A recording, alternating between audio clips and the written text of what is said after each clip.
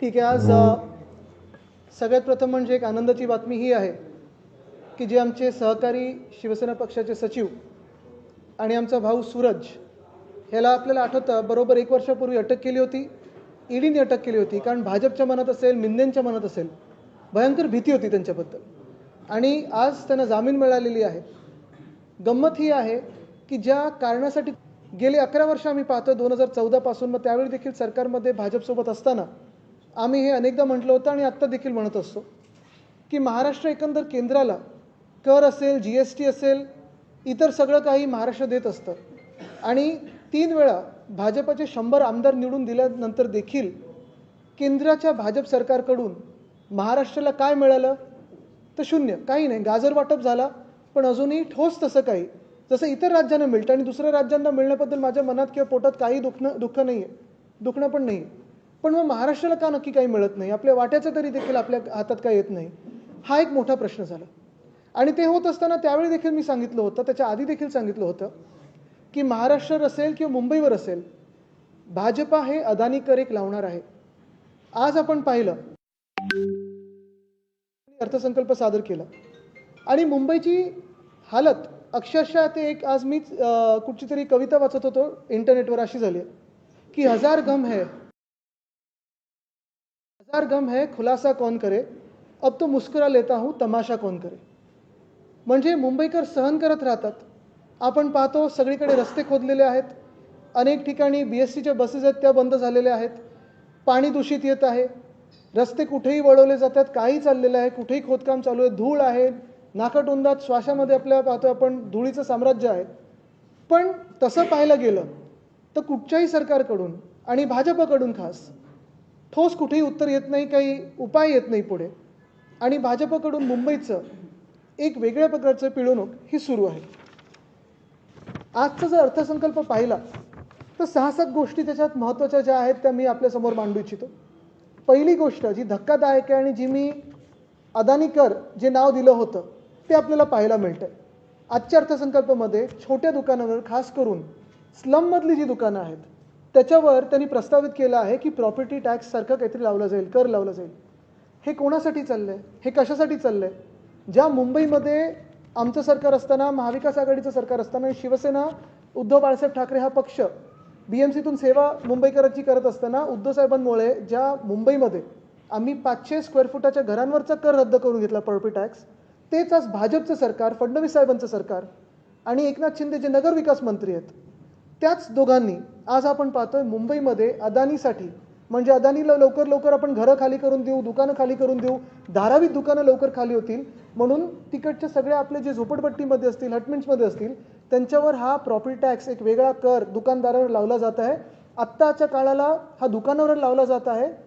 काही दिवसांमध्ये हे जर आपण मान्य केलं दुकानांवरचा कर, तर हाच कर प्रत्येक झोपडपट्टीवर लावला जाईल, प्रत्येक घरावर लावला जाईल. तसं पाहायला गेलं तर ही घरं नियमित अनियमित ॲनेक्शनमध्ये येतील, पात्र अपात्र हा वेगळा गोष्ट आहे, ही वेगळी गोष्ट आहे.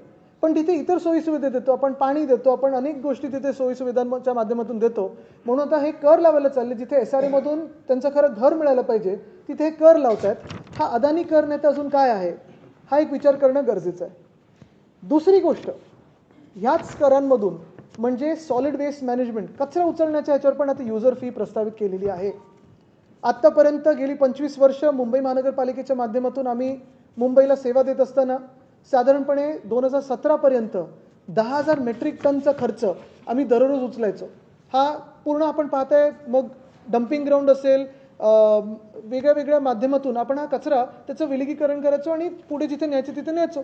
गोराईला आपण पूर्ण तो लेगसी वेस्ट आहे ती पूर्ण आपण ट्रीट करून त्याच्यावर एक मैदान बनवलं, एक उद्यान बनवलं.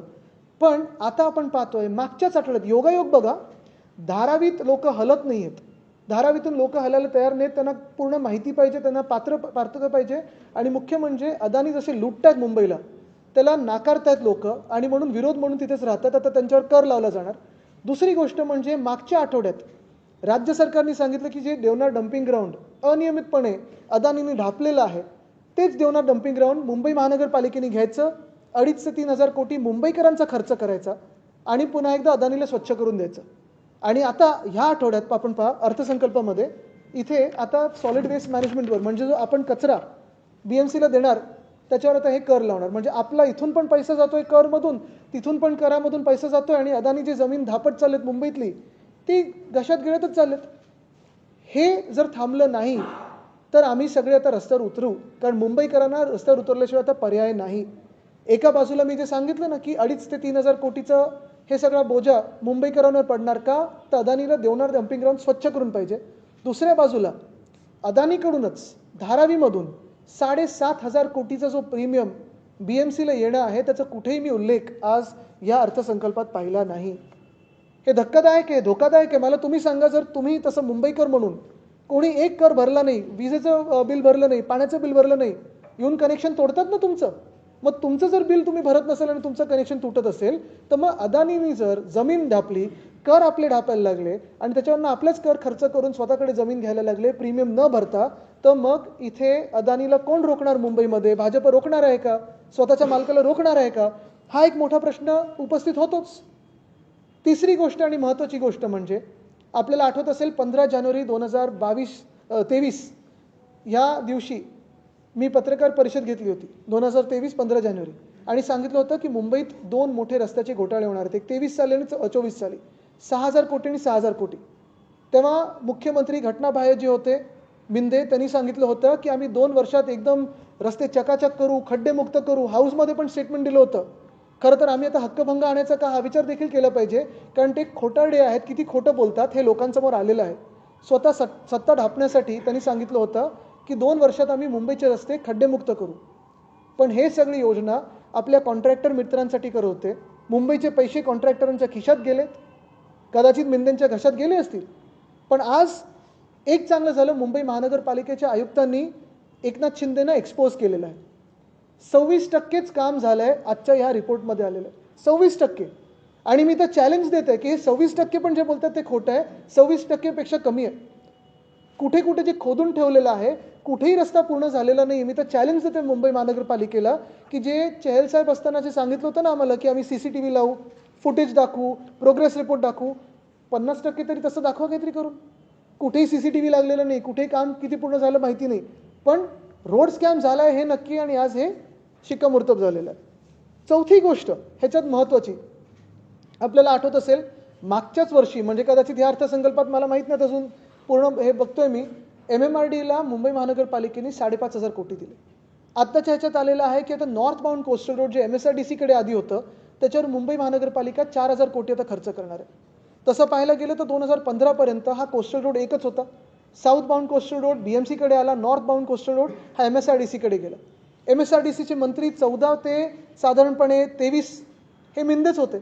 आणि हे होत असताना 2दा कॉन्ट्रॅक्टर बदलले, 2दा एस्केलेशन झालं, पण काम काही पूर्ण झालं नाही. आणि मला जे सांगण्यात येते की मागच्या वर्षी कुठेतरी घाई गडबडीत हा रस्ता BMCकडे गेला. आता माझा प्रश्न हा आहे की BMC MSRDCकडून पैसे घेणार की नाही? कारण MSRDCचे जे MD आहेत त्यांच्यावर अनेक आरोप झालेत, अनेक डॉक्युमेंट्स आमच्याकडे पण आहेत, कुठे कुठे त्यांच्या ठेवी आहेत, कोणासोबत आहेत, किती परिवाराच्या लोकांबरोबर ठेवी आहेत, काय काय आहे आमच्याकडे पण आहे त्यांचं सगळं. ते आम्ही काढायचं का? कुठे कुठे जागा त्यांनी लीजवर घेतलेली हे आम्ही काढायचं का? MSRDC मुंबई महानगरपालिकेला 4,000 कोटी देणार आहेत की नाही, हा एक हे उत्तर आम्हाला मुंबई महानगरपालिकेच्या आयुक्तांकडून पाहिजे किंवा मग मुख्यमंत्र्यांकडून पाहिजे. कारण मुंबई लुटायचं काम, कर लावायचं काम, अदानीच्या घशात घालायचं काम हे भाजपा करत आहे. आणि तसंच एका बाजूला MMRDला 5,000 कोटी, MSRDCला किंवा MSRDCचा रस्ता घेऊन 4,000 कोटी, पण BSTला फक्त 1,000 कोटी दाखवलेले. BST ही मुंबईची लाईफलाईन आहे. अजूनही BSTवर 32 ते 35 लाख लोक डेली प्रवास करतात, दररोज प्रवास करतात. 5 रुपयाचं भाडं 10 रुपयाचं आहे 10 किलोमीटरसाठी, 15 रुपये 15 किलोमीटरसाठी. मग हा अन्याय BSTवर कशाला होत आहे? एका बाजूला आपण पाहतोय उधळपट्टी करायला पैसे आहेत, कॉन्ट्रॅक्टर्सना पैसे आहेत, MMRDसाठी पैसे आहेत, MSRDCच्या रस्त्यांसाठी पैसे आहेत, पण आपल्याच ज्या अंगीकृत सेवा आहेत, मग तसं पाहिलं गेलं तर हॉस्पिटल्स असतील किंवा BST असेल, एकंदर तिथे काम कुठेच मुंबई महानगरपालिकेचं दिसत नाही आहे. मग नक्की करायचं तरी काय? मुंबईकरांनी जायचं तरी कुठे? आपल्याला आठवत असेल मी अनेकदा सांगितलेलं आहे की आता कमिटेड एक्सपेंडिचर किंवा कमिटेड लायबिलिटी हे 2 लाख कोटीच्या पुढे गेलेलं आहे. गेल्या 2 वर्षामध्ये मिंदेंनी जे कॉन्ट्रॅक्टर्सची सेवा केली, त्यांचे पाय दाबायची सेवा केली, त्यांचा मसाज केला, इगो मसाज केला, 2.5 लाख कोटीचा आज कमिटेड लायबिलिटी आपल्याला दिसत आहे. हा बोजा एकनाथ शिंदेनी मुंबईकरांवर टाकलेला आहे. मुंबईकरांच्या पैशांमधून स्वतः मजामस्ती केलेली आहे. आज देखील नगरविकास खातं त्यांच्याकडे. पुढच्या आठवड्यामध्ये आम्ही अनेक पत्र हे मुख्यमंत्री महोदयांना लिहिणार आहेत, जिथे जिथे अनियमितता झाली. मग गणवेशचा घोटाळा असेल, ते अनेक गोष्टींमध्ये असेल, ह्याच्यावर मुख्यमंत्र्यांकडून चौकशी अपेक्षित आहे. जरी नगरविकास खातं हे उपमुख्यमंत्र्यांकडे असेल, गद्दाराकडे असेल, तरी आम्हाला स्वच्छ पारदर्शक चौकशी अपेक्षित आहे. एकंदर सांगण्याचा मुद्दा हाच आहे की एका बाजूला मुंबई महानगरपालिका आपण पाहतोय 2.5 लाख कोटी हे कमिटेड लायबिलिटीमध्ये, दुसऱ्या बाजूला मुंबईकरांवर सॉलिड वेस्ट मॅनेजमेंट म्हणजे कचऱ्यासाठी, घनकचऱ्यासाठी आता आपल्यावर चार्ज लावणार आहे. त्या चार्जमधून अदानीची जमीन धारावीची असेल किंवा देवनारची असेल स्वच्छ करून मुंबई महानगरपालिका अदानीच्या हातात देणार आहे. 7,500 कोटीचं जे देणं अदानी लागतं, अदानी समूह लागतो BMCला, 1 रुपया कुठूनही घेणार नाही आहे. तसंच आपण पाहिलं असेल दुकानदार, छोटे दुकानदार, झोपडपट्टीमध्ये जे दुकानदार आहेत त्यांच्यावर आता मुंबई महानगरपालिका जी भाजप चालवते सध्या, कारण तिथे महापौर नाही आहे, तेच भाजप ह्या छोट्या दुकानदारांवर देखील कर लावणार आहे. आणि हे सगळं होत असताना आपण पाहतोय ना केंद्राकडून मुंबईला मदत मिळत आहे, ना राज्याकडून मुंबईला मदत मिळत आहे. सगळं काही होतं आहे ते अदानीसाठी होतं आहे. आणि म्हणून मी पुन्हा एकदा आपल्याला तो शेअर वाचून दाखवतो जो आज मी ट्विटरवर पाहिला आणि मुंबईसाठी मला वाटतं एकदमच बरोबर आहे की 1000 गम है खुलासा कौन करे, 1000 गम है खुलासा कौन करे, अब तो मुस्कुरा लेता हूँ तमाशा कौन करे. आज के बजट को आप कैसे देख रहे हैं? BMC ने कहा है कि देश में सबसे बड़ा बजट हमने पेश किया है 74,000. बिल्कुल, देश में सबसे बड़ा लूटने वाला बजट आज पेश हुआ है. इसमें अगर आप देखें तो अदानी टैक्स जो मैं पहले से कहता आया था कि जो अदानी टैक्स हम पे लगने वाला है, मुंबई पे लगने वाला है, आज लगभग लग ही गया. क्योंकि सॉलिड वेस्ट मैनेजमेंट में अगर यूज़र फी यानी कचरा उठाने के लिए मुंबईकरों को एक चार्ज लगने वाला है. जो छोटी दुकानें हैं, खास करके झुग्गियों में दुकानें हैं, उस पर प्रॉपर्टी टैक्स लगने वाला है. यानी एक तरफ आप देखिए उद्धव जी की जो सरकार थी उन्होंने 500 स्क्वायर फुट तक घरों पे एक प्रॉपर्टी टैक्स था वो रद्द किया था. और आज भाजपा की सरकार है जो झुग्गियों हो या छोटे दुकानदार हो उन पे प्रॉपर्टी टैक्स लगा रही है. हर एक आम मुंबईकर पे सॉलिड वेस्ट मैनेजमेंट यानी जो कचरा है उसको कचरा फेंकने के लिए टैक्स लगा रही है. और यही टैक्स के पैसे से देवनार की जो ज़मीन है जिसपे 3,000 करोड़ का खर्चा होने वाला है अदानी के हाथों देने के लिए, वो इस्तेमाल करने वाले. तो ये अदानी टैक्स ने तो क्या है. और यही धारावी से जो 7,500 करोड़ BMC को आने हैं वो तो लिए नहीं है. गवर्नमेंट के ड्यूज लगभग 10,000 करोड़ के हैं, उसमें से 6,000 करोड़ स्टेट गवर्नमेंट BMC को पैसा देने को अभी भी बाकी है बात. और उसमें से 6,000 करोड़ सिर्फ स्कूल एजुकेशन की. यानी जो भाजपा की सरकार है 6,000 करोड़ शिक्षा व्यवस्था को दे नहीं पाती है. एक तरफ आप देखिए दिल्ली में आम आदमी पार्टी की शिक्षा व्यवस्था पे उन्होंने फोकस किया, स्कूलों को ठीक किया, बेसिक प्राइमरी एजुकेशन को ठीक किया, सेकेंडरी एजुकेशन को ठीक किया. हमारे समय में हमने CBSE हो, ICSE हो, IB हो, काफ़ी सारे काम किए. जैसे अभी साईनाथ हमारे साथ यहाँ बैठे, उन्होंने तो एजुकेशन कमेटी में काम किया. लेकिन शायद यही भाजपा की सरकार है जिन्होंने स्कूल एजुकेशन की जो ड्यूज़ है अभी भी 6,000 करोड़ के BMC को दिए नहीं है.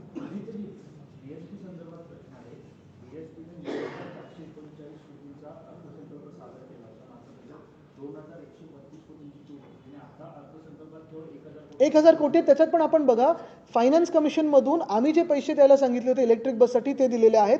काही ठराविक आहेत ते त्यांच्या पेन्शनसाठी आहेत, पण त्याच्यात ग्रॅच्युइटी आहे, पेन्शन आहे, पगार आहे, बसेस वाढवण्यासाठी आहे. बसेस ज्या आत्ता फ्लीटमध्ये आहेत मला वाटतं 186 डिझेलच्या बसेस आहेत, अनेक CNGच्या बसेस आहेत आणि 401 इलेक्ट्रिक बसेस आहेत. त्या मेंटेन करायला कोण पैसे देणार आहे. डेपोज जे आहेत त्याचं स्वच्छता असेल, त्याचं मेंटेनन्स असेल, त्याचे कोण पैसे देणार आहे.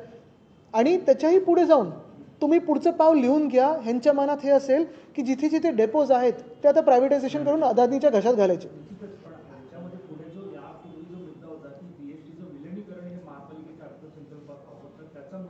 बघा तुम्ही सांगू का, विलिगीकरण एक मुद्दा होऊ शकतो. तसं STच्या पण कर्मचाऱ्यांची मागणी होतीच ना आणि तेव्हा भाजपच रस्त्यावर होती. आता मध्ये कोणावर तरी आरोप झाले की ते पैसे खाल्ले त्यांनी. ते सगळं जरी होत असलं तरी बेसिक मुद्दा हा राहतो ना की तुम्ही जे पैसे देणं लागता तुम्ही MMRDला देऊ शकता. MSRDचा रस्ता घेता आणि 4,000 कोटी दाखवता. मग BST आम्ही तर मदत केली होती आमच्या सरकारच्या वेळी, तुम्ही का नाही करू शकत BSTला. तुम्ही एका बाजूला MMRDला 5,000 कोटी मुंबई महानगरपालिकेची देता, त्याच MMRDच्या BKC मधली जागा फुकट तुम्ही देताय बुलेट ट्रेनसाठी. काय संबंध आहे मुंबई आणि त्या बुलेट ट्रेनचा. कोणाचा फायदा होणार आहे. गुजरातचा होणार आहे, मुंबईचा कुठे होणार आहे. एक मिनिट एक बेस्टच्या ज्या बसेस आहेत त्या वेट लिस्टवर चालतात, त्यामुळे बेस्ट खूप तोट्यात जाते. ही गोष्ट बघून एसटीनं आता असा नवीन निर्णय घेतलेला आहे की येत्या काळात ते वेट लिस्टवरच्या बसेस घेणार नाही, ते स्वमालकीच्या बसेस होतील. तुम्हाला सांगू ह्याच्यात नाही तुम्हाला सांगतो ह्याच्यात चर्चा थोडी मोठी आणि व्यापक झाली पाहिजे. कारण कधी कधी काय एक व्ह्यू असतो, वेटलिस्ट म्हणजे ओपेक्स आणि कॅपेक्स तुम्ही कसा वापरता ह्याच्यावर पण एक व्ह्यू असू शकतो. फेम 1मध्ये इलेक्ट्रिक बसेससाठी केंद्र सरकारचं होतं की कॅपेक्सच म्हणजे तुम्ही विकतच घ्यायच्या. ओपेक्स मॉडेलमध्ये काय होतं की तुम्ही पर किलोमीटर जो कोणी तुमच्यासाठी चालवतोय त्याला तुम्ही पैसे देऊ शकता.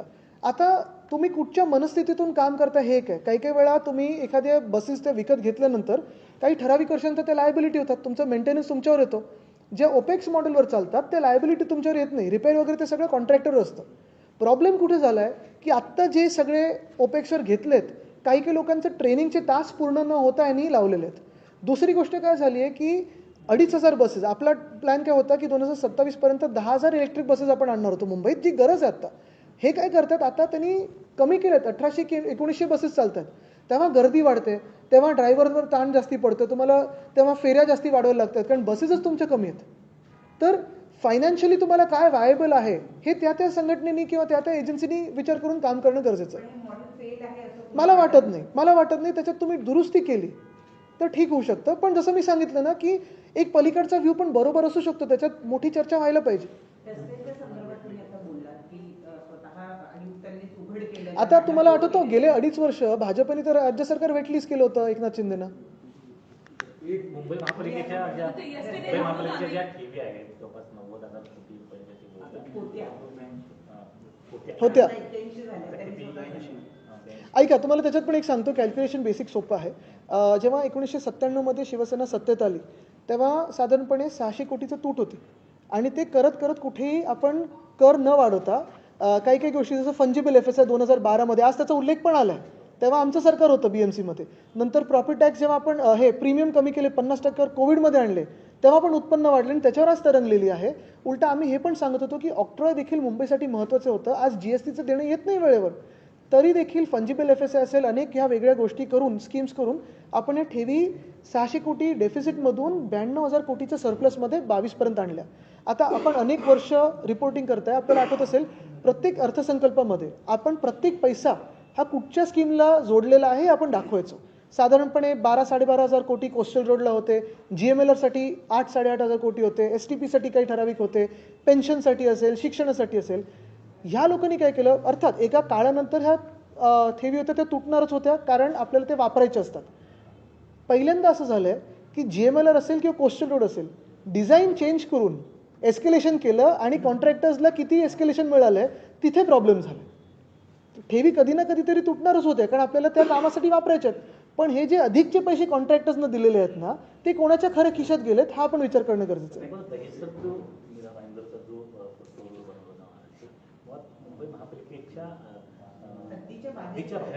बरोबर आहे. आता त्यावेळी हा रस्ता आम्हीच प्रस्तावित केला होता, मीच त्यावेळी पालकमंत्री होतो. पण ह्याच्यात मुंबई महानगरपालिका जे फंडिंग देणार होतं, पुढे मीरा भाईंदर महानगरपालिका देखील ह्याच्यात एक सहभाग होणार होता. आता हे कुठपर्यंत रस्ता जाणार आहे, त्याला काही एक्सटेन्शन आहे का, नगर विकास खात्याकडून काही मदत मिळणार आहे का. आणि जसं मी सांगितलं ना की हा एक नवीन पांडा पडत चाललेला आहे की MMRDला 5,500 कोटी कशाला द्यायचे आपण. ना मुंबईचं तिथे कोणी नागरिक बसतो त्या बॉडीवर, ना कोणी निवडून जातो. बरं आज मॉनिटायझेशनचं जे मुंबई महानगरपालिकेने काढलेल्या ॲस्फॉल्टच्या प्लांटचं वरळीमधल्या, तिथे अधिकारी कोण बनतात हे की मुंबईकरांचे जागा तुम्ही हे करायला मार्केटमध्ये आणायला. जोपर्यंत तिथे महापौर नाहीत, स्थानिक नगरसेवक नाहीत, तोपर्यंत तुम्ही कोण बनता, तुम्हाला कोणी अधिकार दिलेत. कुठच्या लोकशाहीमध्ये अधिकारांना अधिकार आहेत की आम्ही कुठची जागा मार्केटमध्ये बिडिंगसाठी आणू शकतो.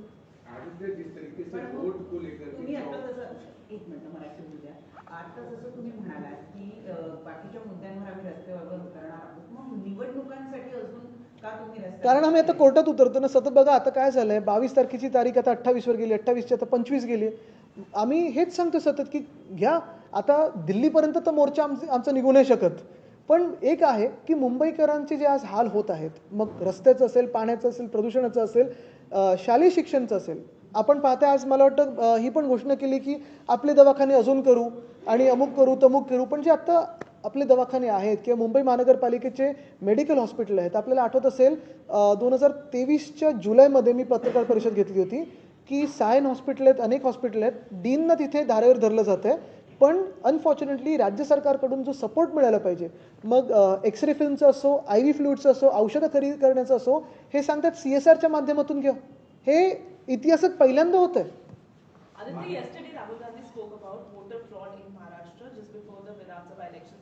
He mentioned that 7,000 voters were from the same address in Shirdi. However, our report, our Times Now report has, been there and we visited that entire location, and what it mentions is that there is no such place that 7,000 people have got the same address. See, I mean, I wouldn't fully go by Times Now because of its tilt, with all due respect, with what I have faced also, with what our party has faced also. Having said that, I am guessing you do, like, not you individually, but just as the channel.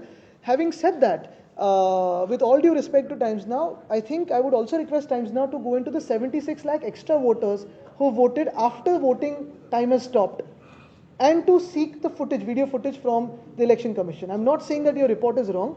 I'm not saying it's fully fair or unfair. I am just saying I would also love Times Now to investigate further into 76 lakh extra voters. And tomorrow in Delhi, what I have tweeted also, I've requested everyone to keep a watch on the last hour voting.